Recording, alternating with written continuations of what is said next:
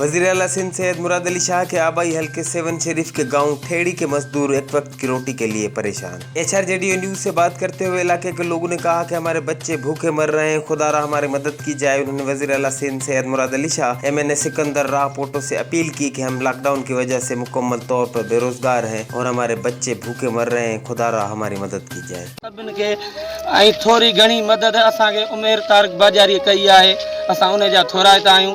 बाक़ी ॿियो न को सेवण वारा न को केर बि कंहिं बि असांजी मदद न आहे कई।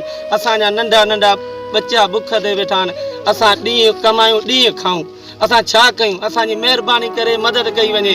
असां सेवण सोशल मीडिया वारनि खे सभिनि खे अपील कयूं था त असांजी मदद कई वञे। मुंहिंजो नालो शमन अली आहे। लॉकडाउन जे करे त तमामु घणा असां मुतासिर आहियूं, छो जो असांजा ॻोठाणा तक़रीबन असां जेके बि आहियूं डेली खाइण वारा, डेली कमाइण वारा, डेली खाइण वारा आहियूं। सभु हिते मज़दूर माण्हू, मज़दूर तबिको ई आहे।